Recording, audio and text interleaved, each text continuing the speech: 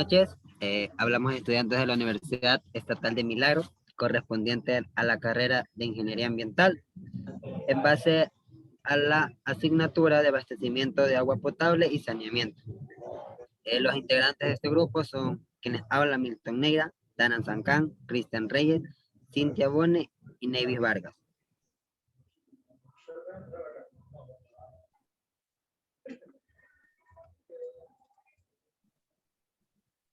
Bueno, en este pequeño video le vamos a resumir el capítulo 7 de un libro asignado por el docente, que se trata sobre la recolección y distribución del agua. En el capítulo 1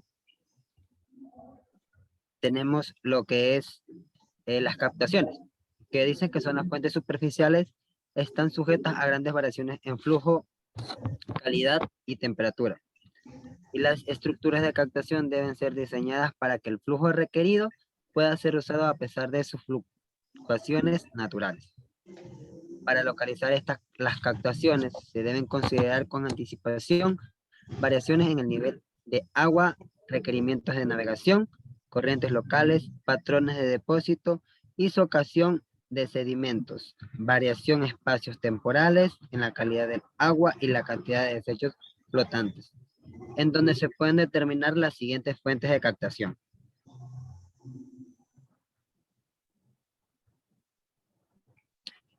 Las presas de embalse están sujetas a grandes variaciones en profundidad, requerimiento por ello de estructuras de captación que permiten la toma de agua sobre un amplio rango de niveles. Como número 2 tenemos la captación en lagos, debe estar localizada tan lejos como sea posible de fuentes de contaminación, debiéndose considerar el viento y los efectos de la corriente en el movimiento de los contaminantes. La captación en ríos debe ser diseñada cuando sea posible para tomar agua desde un nivel muy ligeramente debajo de la superficie, con el fin de evitar tanto los sedimentos en suspensión en niveles más bajos como en los desperdicios flotantes. Las captaciones que están localizadas lejos de la ribera de un río o un lago envían el flujo a un conducto enterrado bajo el fondo.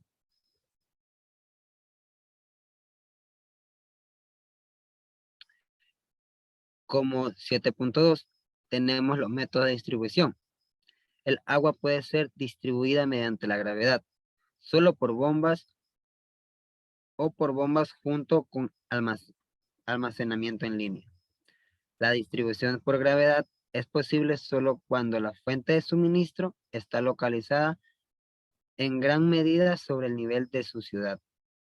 El bombeo sin almacenamiento es el método de distribución menos aconsejable, puesto que no provee flujo de reserva en el evento de una falla de energía y las presiones fluctúan en gran proporción con las variaciones de flujo.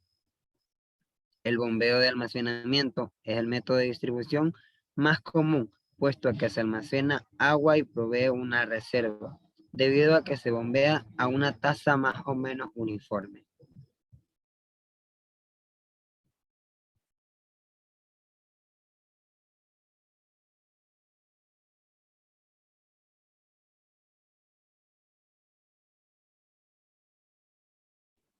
Bueno, a continuación yo les voy a hablar sobre el almacenamiento.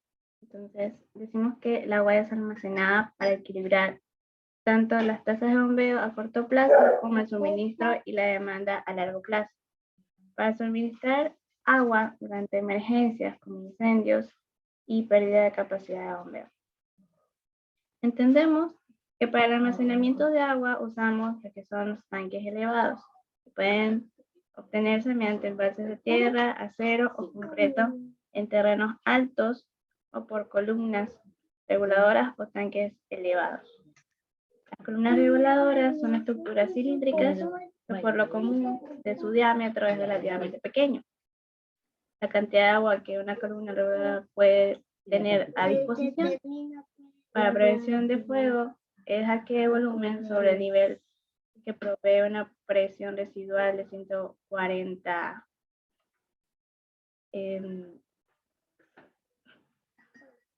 a 20 libras por pulgada cuadrada. en bombas para incendios.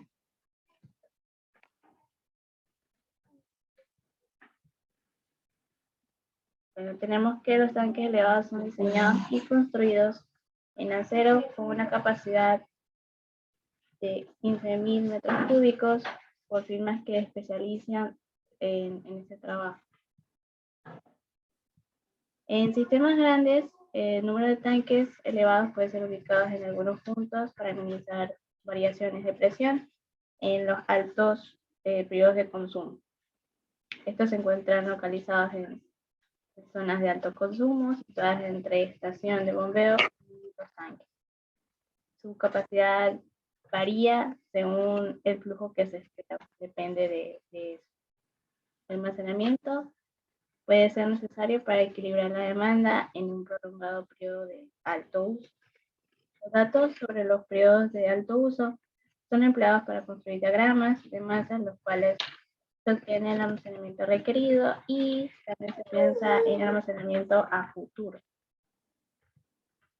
Tenemos la estimación del caudal. El diseño de un sistema de distribución de agua se requiere que el flujo se encuentre entre la sección de la comunidad y que sea estimado en razonable precisión. Y tenemos como primer paso para diseñar un sistema de distribución de agua la predicción de los patrones a desarrollo futuro. Esto quiere decir que se habla de a futuro la distribución de agua con las personas, las comunidades, las industrias, de manera residencial, porque el consumo varía en proporciones y su demanda industrial la más difícil de predecir. Y a continuación, compañera. Bueno, yo les voy a hablar sobre la presión requerida. En estos sistemas de distribución municipales fluctúa entre 20 a 40 libras pascales al cuadrado en distritos residenciales con edificaciones de 4 pisos o menos, entre 400 a 500 libras pulgadas cuadrados. Bueno, en la American Water Works Association recomendada una presión estática normal de 60 a 75 libras pulgadas al cuadrado, puesto que dicha cantidad abastecería lo que son los usos cotidianos en edificaciones, hasta 10 pisos de altura. Las presiones que tienen entre este rango de 20 a 40 libras pulgadas al cuadrado son adecuadas para el uso normal y pueden ser utilizadas para el abastecimiento contra incendios en pequeñas ciudades. La demanda para estos incendios pueden abastecer en una variedad de formas cuando las presiones son bajas. Pero si se prenden las bombas de alta presión para incendios, en la estación de bomberos se aumentará la presión en todo el sistema en general, siendo posible proveer el caudal que está siendo requerido. Las altas presiones requeridas en esta técnica pueden causar la falta de instalaciones hidráulicas domésticas e inclusive en las mismas tuberías principales. Esta técnica es muy costosa y no es aplicable para toda una ciudad. El método más común es proveer la presión necesaria para inmediaciones del incendio y hacer elevar la presión al nivel necesario para alcanzar los pisos más altos de las edificaciones que estamos requiriendo estas presiones. Ya. El sistema de tuberías, pues, es que conforman el sistema de distribución que pueden ser subdivididas en lineales o principales a las arteriales, líneas o secundarias de pequeñas conducciones de distribución. Estos conductos primarios o arteriales forman una estructura básica del sistema y llevan el flujo desde la estación de bombeo hasta los tanques elevados de almacenamiento y los varios distritos de la ciudad. Estas líneas se extienden en circuitos entrelazados con las tuberías a no más de 1 kilómetro de distancia, y los circuitos aseguran un servicio continuo incluido de una proporción de sistemas que tienden a ser un sistema cerrado para las reparticiones y proveen un flujo desde 2 direcciones para la demanda contra los incendios. Las líneas secundarias forman circuitos más pequeños dentro de las tuberías principal y van desde una línea principal a otra. Las pequeñas conducciones de distribución forman una malla sobre toda el área del servicio, abasteciendo a todos los usuarios y a los hidratantes para los incendios.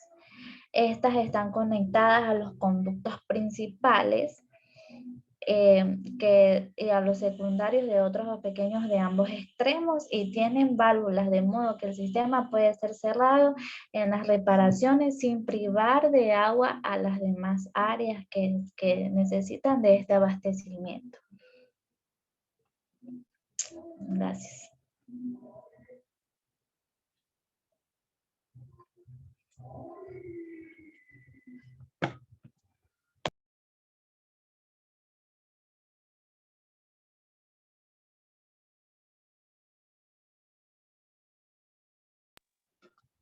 Bueno, como consiguiente tenemos el diseño de sistema de distribución de agua.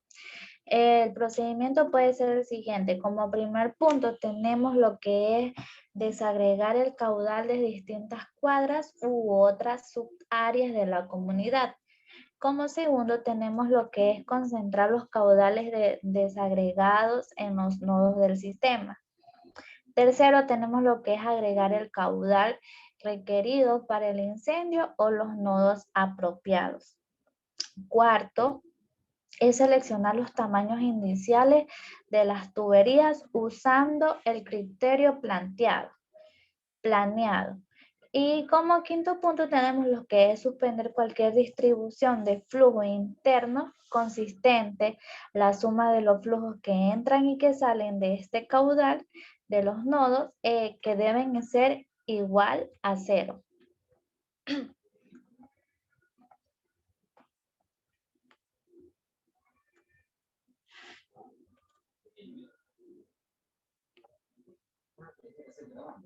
Construcción de los sistemas de distribución de agua.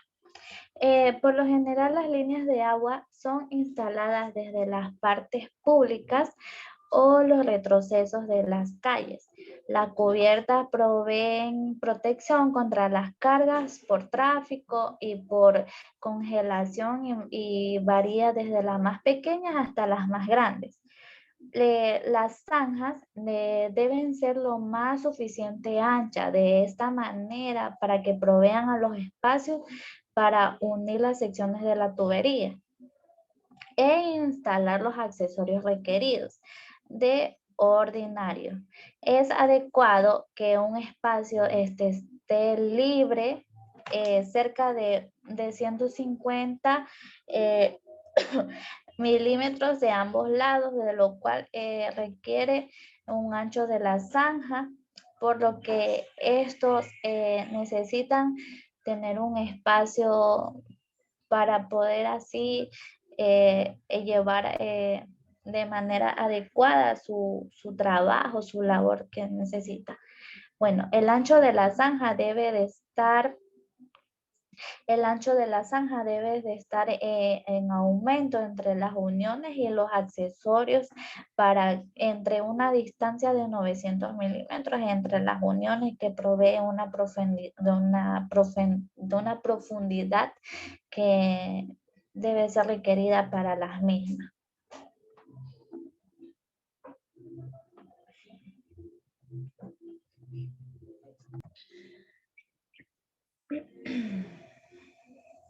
Bueno, esta fue nuestra presentación sobre el tema de distribución de aguas. Muchas gracias.